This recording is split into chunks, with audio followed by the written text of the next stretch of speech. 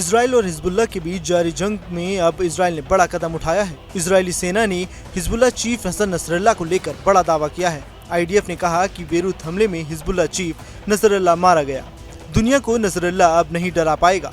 Israeli सेना ने शुक्रवार की देर रात हिजबुल्लाह के हेडक्वार्टर पर भीषण हमले किए।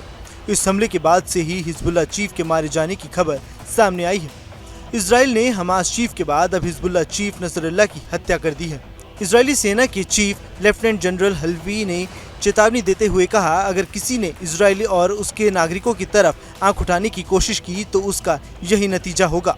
तो वहीं इजराइल ने हमास चीफ की तरह हिजबुल्लाह चीफ को भी मौत के घाट उतार दिया।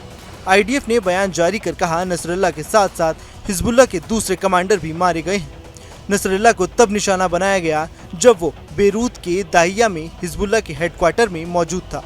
इजरायली सेना ने कहा, दाहिया में हिजबुल्लाह का हेडक्वार्टर अंडरग्राउंड है। IDF ने कहा, ये हमला तब किया गया जब हिजबुल्लाह के टॉप अफसर अपने मुख्यालय में थे और इजरायली नागरिकों के खिलाफ आतंकी साजिश रच रहे थे। इजराइल ने रात भर बंकर बमस्टर बम से लेबनान में तबाही मचाई। हिजबुल्लाह के हेडक्वार्टर पर 60 बंकर रॉकेट दागे।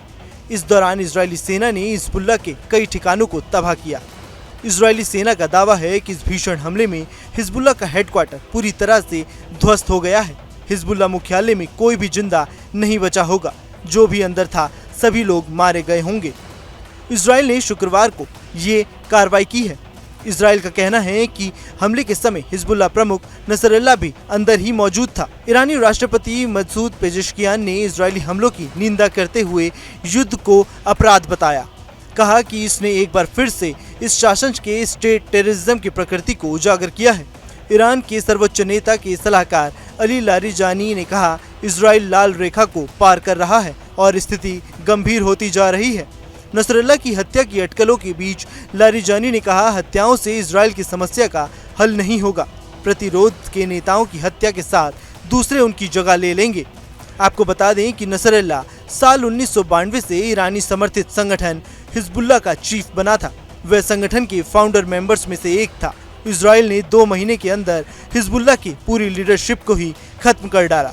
इजराइल ने 30 जुलाई को लेबनान पर एक एयर स्ट्राइक में हिजबुल्लाह के दूसरे सबसे सीनियर लीडर फुआद शुअर को मार गिराया था। इसके ठीक अगले दिन 31 जुलाई को ईरान पर हमला कर हमास चीफ इस्माइल हानिये को भी मार गिराया था। अब हिजबुल्लाह की लीडरशिप में कोई सीनियर नेता नहीं बचा। वहीं हमास की लीडरशिप में सिर्फ याना सिनवर जीवित है, जो गाजा में मौजूद है। Bureau report, news nation.